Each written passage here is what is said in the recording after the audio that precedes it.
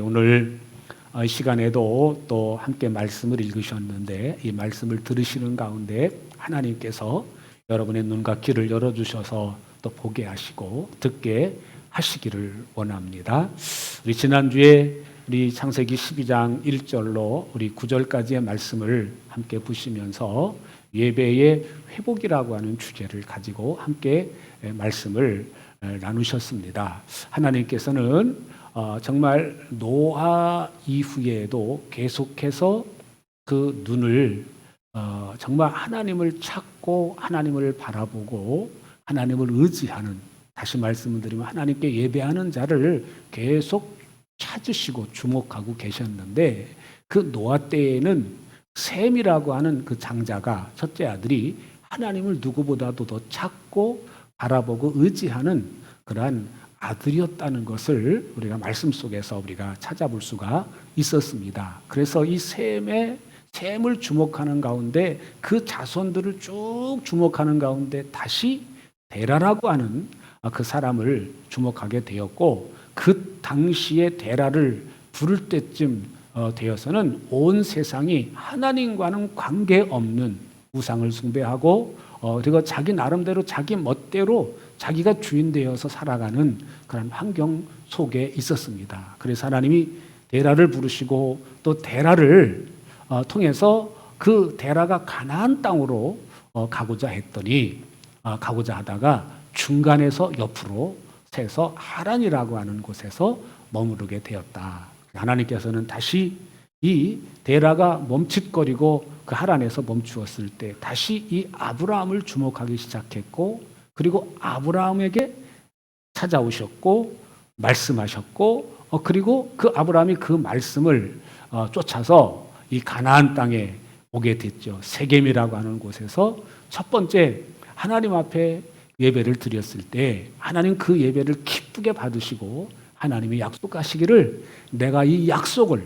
내 언약을 이곳에서 이루겠다. 바로 이 땅을 너에게 줄 것이고 너의 자손에게 주셔서 한 민족, 한 나라를 이루게 하시겠다고 하는 약속을 주십니다. 그런데 그 이후로 그 땅에 기근이 찾아옵니다.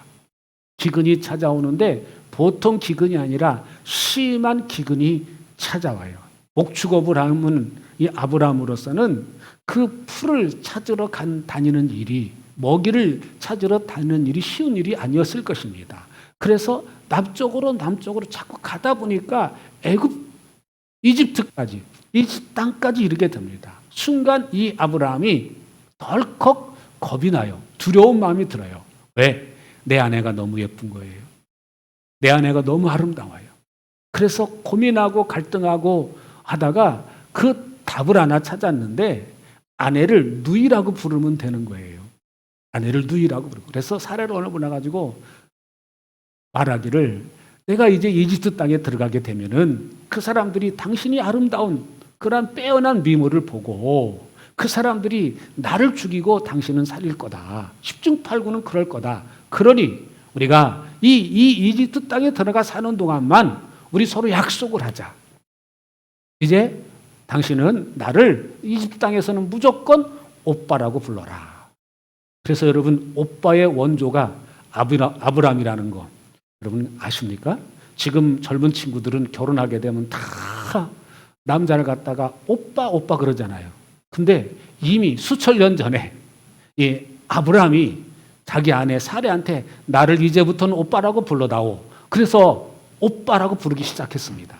정말 이 땅에 들어가서 사는데 계속 그 사람들이, 주변 사람들이 볼 때 정말 이 아브라함의 아내가 너무너무 예쁘고 아름다운데, 가만히 보니까 그 아브라함을 갖다가 남편이라고 부르지 않고 여보라고 부르지 않고 오빠 하고 부르는데 너무 예쁜 거예요. 소문이 나기 시작합니다. 그 소문이 어디까지 나요? 이제 바로의 관료들에게까지 그 소문이 나게 되고, 실제로 예쁜지 안 예쁜지 아름다운지 찾아보게 되는데 너무, 그래서 성경에 표현해 보면은 심이라고 하는 형용사를 붙여가지고 심이 아름다운지라 그렇게 표현해 주고 있습니다. 그래서 결국은 바로의 귀에까지 들어가게 되고, 그 바로가 결국은 그 아브라함의 아내 사레를 데려가게 되죠. 그렇게 되면 어떻게 됩니까? 하나님이 아브라함의 씨를 통해서 그 아브라함과 사례 그 사이에서 씨를 주시고 그리고 그 후손들을 그 이루기 위해서 한 민족을 이루신다고 약속을 하셨는데 그 약속의 말씀이 있음에도 불구하고 아브라함이 그 머물라고 한 땅에 머무르지 않고 그 기근이라고 하는 복병을 만나서 이집트 땅으로 가므로 인해서 오히려 아내까지 뺏기는 재앙을 만나게 됩니다. 그럴 때 하나님께서는 오늘 여기 12장 17절의 말씀에 보면 이렇게 나옵니다. 제가 읽어드리겠습니다. 여호와께서 아브라함의 아내 사레의 일로 바로와 그 집에 큰 재앙을 내린지라. 결국은 심한 중병이 들게 합니다. 이 바로의 집안에 큰 중병이 들게 하는 거예요. 심한 재앙을 내립니다. 그래서 결국은 이 바로가 두 손 두 발 다 들고 아브라함을 불러다가 왜 그랬냐? 왜 그래 우리 나를 망하게 하려고 그냥 아주 작정을 한 거냐? 라고 말하면서 이 아브라함에게 사례를 다시 돌려주게 되고 아브라함은 쫓기다시피 다시 이 네겝으로 왔다고 이렇게 오늘 함께 읽은 1절 말씀 우리 표준 세번역으로 한번 읽어보시도록 하겠습니다. 1절 말씀해 보시면 이렇게 나옵니다. 이집트를 떠나서 이제 아내를 되찾아가지고 이집트를 떠나서 네겝으로 올라가서 이집트를 이렇게 이제 올라왔다. 그래서 2절에 말씀해 보시면 아브라함은 집짐승과 은가금이 많은 큰 부자가 되었다. 이집트를 갔다 오는 동안에 큰 부자가 돼서 이제 돌아오게 됐다라고 이렇게 말씀을 하죠. 3절에 보시면 그는 네겝에서 얼마 살지 않고 이제 그곳에서 뭐 보니까 네겝 땅이 광야입니다. 광야. 그러니까 거기서 오래 버틸 수가 없죠. 그래서 떠나서 이곳저곳으로 목초지를 찾아서 떠나다니다가 결국 베델이라고 하는 곳에 다시 도착하게 됩니다. 그것은 이렇게 베델과 아이 사이가 있는 곳인데 여기 말씀해 보면은 예전에 장막을 치고 살던 곳. 그러니까 하나님께서 가라고 한 곳에서 와가지고 세겜에 도착해서 거기서 하나님께 예배를 드렸다고 했는데 그 장소라는 거예요. 그 장소. 4절에 보면 좀 더 분명해지는데요. 그곳은 그가 처음으로 제단을 쌓은 곳이다. 처음으로 하나님께 예배를 드렸던 곳이라고 그렇게 말씀을 합니다. 거기에서 아브라함은 주의 이름을 부르며 예배를 드렸다. 아버지 여호와 하나님 그러면서 부르면서 예배를 드렸다라고 이렇게 말씀을 해 주시고 있습니다. 그래서 오늘 여기 표준 세번역에서는 예배라고 표현하지만 메시지 성경에서는 기도했다고 표현합니다. 기도했다고. 여기서 우리가 한번 생각해 볼 부분이 있습니다. 이 아브라함이 무슨 기도를 드렸을까요? 그 예배를 드릴 때 그 마음, 그 심정, 그 태도, 그 자세는 어땠을까요? 정말 큰 일을, 큰 연단을 받은 다음에 이 아브라함이 처음에 와서 하나님을 만났던 곳, 하나님의 임재가 있었던 곳, 하나님의 은혜를 받았던 곳, 하나님의 약속을 다시 한번 확인받았던 그 장소 다시 돌아왔어요. 거기서 다시 하나님께 예배를 드리고 기도했을 때 어떤 기도를 했을 것 같아요? 아마 아브라함이 이런 기도를 했을 것 같아요. 그가 정말 이 이집트 땅에 가지 말아야 될 곳에 갔다가 정말 큰 실수로 자기 아내를 누이라고 속였다가 아내를 빼앗기는 하나님 언약 때문에 이 아브라함에게 어떤 잘못도 물으지 않으시고 그냥 바로만 혼내주시고 아내를 뺏어간 바로만 크게 혼내고 아내를 돌려주고 거기다가 보너스로 재산까지 크게 불려가지고 그냥 주신 거예요. 아무 이유 없어요. 이 아브라함이 실수만 하고 잘못했는데 하나님이 그렇게 부어주신 거예요. 하나님 입장에서 볼 때는 뭐 하기 위해서요? 약속을 이루시기 위해서요. 아브라함과 그 부부를 통해서 한 민족을 이루게 했는데 그 아브라함의 아내를 뺏겨버리면 그 약속이 더 이상 이루어질 수 없잖아요. 그러니까 그 약속 때문에 언약 때문에 실수한 아브라함에도 불구하고 그 아내를 되찾아주고 재산까지도 불려주셔서 다시 돌아오게 하신 거예요. 이런 하나님이 약속을 지키시는 하나님입니다.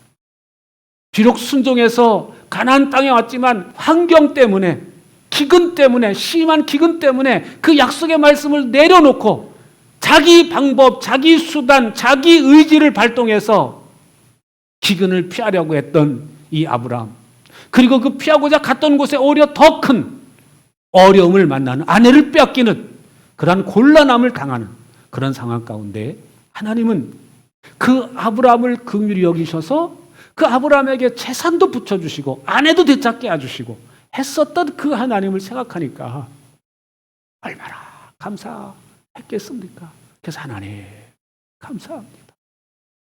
하나님 감사합니다. 어리석은 나를 책망도 안 하시고 그저 아무 말씀 안 하시고 그 바로만 혼내주셔서 그 아내를 되찾게 하신 하나님 생각하니까 너무너무 감사해요. 그 마음 가운데 어떤 마음이 들었을까요? 아마 저 같으면 이런 하나님이라면 내가 다 없어진다 할지라도 난 이 하나님만 있으면 돼. 다 빼앗겨도 다 없어져도 난 하나님 한 분이면 돼. 여러분, 내가 하루하루 삶을 살아가면서 내 믿음이 성숙하는 계기가 있어요. 내 믿음이 한 계단 올라가는 계기가 있는데 그 어려움을 만났을 때, 고난을 당할 때, 환난을 만났을 때, 고통을 만났을 때 성경에는 기록되지 않았지만 아브라함이 하나님 앞에 어떤 기도를 했을까? 하나님, 어떻게 하면 좋아요? 어떻게 하면 좋아요? 지금 상황이 이렇게 됐네요. 하나님 도와주세요. 하나님 도와주세요. 이런 기도 안 드렸을까요? 이 기도를 했을 때 하나님 아무 소리 안 하시고 응답해 주셔서 그 아내를 되찾게 해주시는 그런 연단의 과정을 통해서 아브라함의 믿음이 이제는 하나님께 더 가까이 가는 믿음으로 변화되었던 것처럼 여러분 신앙생활을 하면서 우리는 계속해서 환경의 영향을 받을 수밖에 없습니다. 여러분의 삶의 환경이 지금 어떻습니까? 잘 되고 있습니까?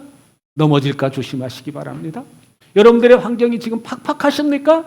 지금이 더 하나님께 가까이 할 수 있는, 하나님의 놀라운 은혜를 경험할 수 있는, 하나님의 축복을 받아낼 수 있는 기회인 줄로 믿으시기를 바랍니다.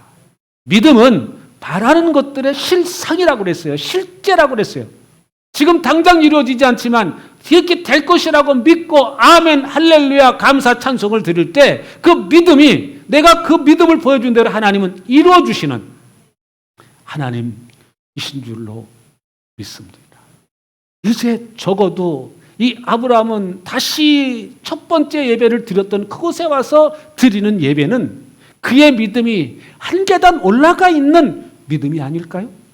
그래서 그가 그 예배를 드리고 그 기도를 드리고 그 감사 찬송 기도를 드리고 난 이후에 삶이 바뀌는 모습이 뒷부분에 나오는 부분입니다.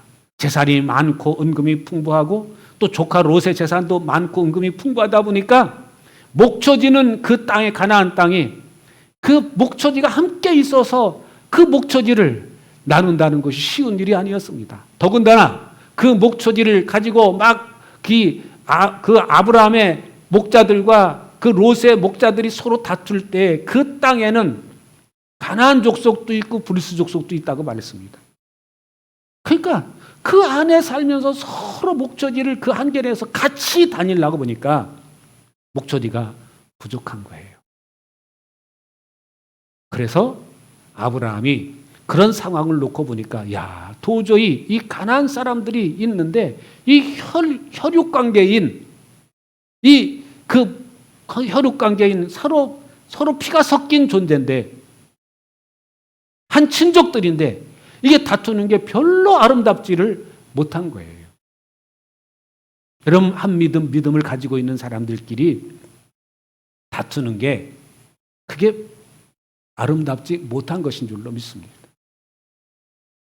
근데 그런 일들이 우리 삶 가운데 종종 일어나게 되는데 아브라함은 이제 그 하나님을 경험하고 난 다음에는 이 생각이 바뀌어요. 생각이 바뀌고 이 태도가 바뀌고 하나님을 향한 하나님만 있으면 된다. 주님 한 분만이면 난 만족한다. 사람을 보며 세상을 볼 때 만족함이 없지만 하나님 한 분만이면 난 만족한다. 라고 하는 그 믿음의 고백을 할 수 있게 되니까 오늘 뒷부분에 나오는 상황들이 있음에도 불구하고 그거를 지혜롭게 잘 해결을 해 나갈 수 있는 힘과 여유가 생겼는 줄로 믿습니다. 보세요. 그렇게 싸우니까 어느 날 롯을 부려, 야, 너하고 나울은 한 친족인데 싸우는 모습을 보여줘야 되겠냐? 안 되겠다. 지금은 이제는 우리가 서로 분가를 해야 되겠다. 내가 좌하면 나는 우할 것이고 내가 우하면 나는 좌할 것이다. 라고 그런 얘기를 하지요. 내가 왼쪽 가면 나는 오른쪽 가고 오른쪽 가면 나는 왼쪽 간다. 이게요, 말처럼 쉬운 문제가 아니에요. 그 좁은 그 목초지 안에서 어느 쪽으로 가야 목초지가 많다는 것을 뻔히 아브라함이 모르면서 하는 소리일까요? 알면서 하는 소리예요. 알면서 요단강 있는 쪽 동편 소돔과 고모라를 하나님께서 멸하시기 전이라고 말했습니다. 심판하시기 전인 그쪽은 정말 주의 동산과 같았다. 에덴 동산과 같았다는 얘기죠. 주의 동산과 같았다. 이집트와 같다. 이집트 나일강 주변에 있는 땅과 같을 정도로 그쪽에는 목초지가 풍성한 거예요. 내가 먼저 택해라. 이게 이 문화가 있을 수 있는 문제입니까? 여러분 우리나라만 봐도요. 한 100여 년 전만 해도요. 장자 우선입니다. 어른 우선이에요. 유교와 불교 문화를 가지고 있었기 때문에 제가 어렸을 때 성장할 때만 해도 항상 어른이 말씀하시면 토를 달 수가 없었어요. 선생님이 말씀하시면 절대 토를 달 수가 없어요. 그런 문화였습니다. 그러면 지금부터 약 4,000년 전의 이야기인데 4,000년 전의 이야기인데 그때는 어땠을까요? 여러분 성경을 쭉 구약 성경을 보시면 알겠지만 항상 어른이 먼저인 것입니다. 어른이 먼저. 족보를 봐도 항상 장자 우선으로 되어 있지 않습니까? 그런 것을 볼 때 아브라함이 먼저 야, 너 이리 와봐. 너는 저쪽으로 가. 나 이쪽으로 갈게. 이래도요. 롯이 전혀 할 말이 없었을 것입니다. 그런데 아브라함이 그렇게 하지 않고 내가 먼저 선택하라. 라고 말합니다. 이 아브라함의 마음속에는 어떤 믿음을 가지고 있었던 거예요? 나는 목초지가 문제 아니라 하나님이 나와 함께 하시면 두려울 것이 없다. 다시 말씀드리면 아브라함은 그런 연단의 과정을 통해서 하나님을 신뢰할 수 있는 힘이 생긴 거예요. 하나님 한 분만 계시면 나는 어떤 것도 두렵지 않다. 목초지가 광이야? 절대 하나님은 내 양과 목자들을 굶기지 않을 거다. 내 그 짐승들을 절대 굶기지 않으실 것이다. 하나님이 이 약속해 준 이 땅에서 살면 하나님이 내 인생 책임져 주시고 내 자손 만대가 복을 받게 될 것이다. 라고 하는 믿음이 있었던 거예요. 적어도 이때만큼은. 할렐루야. 그래서 오늘 여기에는 이 말씀을 보면서 오늘 우리가 하루하루 살아가면서 계속해서 훈련이 필요합니다. 우리 디모데 전서 4장 7절에 보면은 경건에 이르기를 연습하라고 그랬죠. 훈련하라고 말했습니다. 영어 성경을 찾아보니까 그 단어가 트레이닝이라고 그랬어요. 훈련을 계속하라고 그랬어요. 그리고 또 다른 영어 성경에 보니까 뭐라고 표현되냐면 엑서사이즈라는 표현이 돼요. 엑서사이즈는 운동한다는 거예요. 운동한다는 거예요. 그래서 트레이닝한다, 엑서사이징한다. 그 다 운동한다, 훈련한다 그거예요. 그러니까 우리는요, 이 경건을, 이 예배를 자꾸 어떻게 하면 내가 예배를 하나님께서 받으시는 예배를 드릴 것인가를 고민하면서 여러분들 예배를 준비하시고 예배를 드려야 되는 줄로 믿습니다. 그런데 그게 내 그런 마음을 가지고 나아갈 때 하나님의 약속의 말씀을 붙잡고 하나님의 자녀에게는 하나님을 아버지라고 부르는 권세를 주셨으니 내가 하나님 앞에 나아갈 때 즐거움으로, 감사함으로, 기쁨으로 온 정성을 다해서 나아가야 될 줄로 믿습니다. 아브라함은요, 그 연단을 통해서 그거를 알았어요. 그러니까 이 하나님께 그 예배하는 그 첫 번째 말씀을 은혜받았던 그 장소에서 예배하는 그 마음은요, 남달랐을 것입니다. 여러분, 처음에 은혜받았던 그때, 그 시간을 잊어버리지 마십시오. 그때 여러분들이 하나님의 어떤 은혜를 주셨는지 그거를 기억하시고, 현재 내 모습은 그럼 그때 그 하나님 은혜 부어주실 때 하나님 감사해요, 하나님 사랑합니다 하면서 그 울면서 기쁨의 눈물을 흘리면서 감격하고 예배하고 기도하고 찬송했던 그 모습을 기억하시면서 현재 나의 모습은 어떤 모습인가, 이런 환경 저런 환경 때문에 내 예배의 자세나 태도가 더 뒷전으로 밀려있지는 않았는가. 여러분, 훈련입니다. 운동입니다. 여러분, 예배를 드리는 그 연습, 예배를 드리는 운동을 계속해서 꾸준히 감당해 내실 수 있기를 주의 이름으로 축복합니다. 왜요? 우리 자신이 교회이기 때문에 그렇습니다. 우리가 교회이기 때문에.